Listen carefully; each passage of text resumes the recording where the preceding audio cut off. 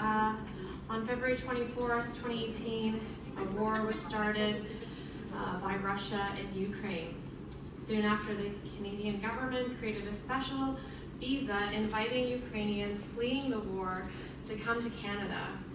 In the last 2 years, over 280,000 Ukrainians have accepted our invitation. As a result, a Ukrainian community has been established in Willowdale, North York, which did not exist prior to the war. I'm grateful for their contributions to the fabric of our neighborhood in welcoming other newcomers, sharing their language and food, and their support of each other. They reached out to me about a specific challenge that they are facing, and I'm here to support their advocacy.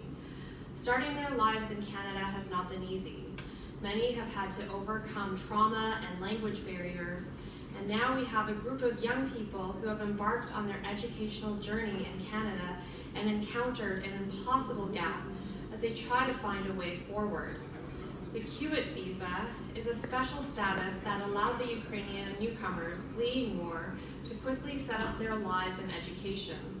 Children have attended local public schools and high schools while parents have worked. However, these students do not have access to domestic tuition rates for post-secondary education.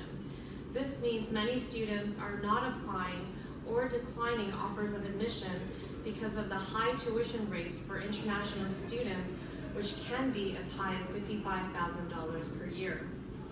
At this time, the path to PR status is unclear, and therefore there is no set path for these students to attain domestic tuition rates. As a city councillor, I do not have jurisdiction over colleges and universities in Ontario. However, I will be walking on a motion at City Council today to invite my colleagues to join me in requesting the Province of Ontario to extend the exemption from international tuition fees for post-secondary education to Ukrainian students holding the CUAET visa in Ontario. We hope they will consider doing this expediently as the September 2024 school term looms in the distance.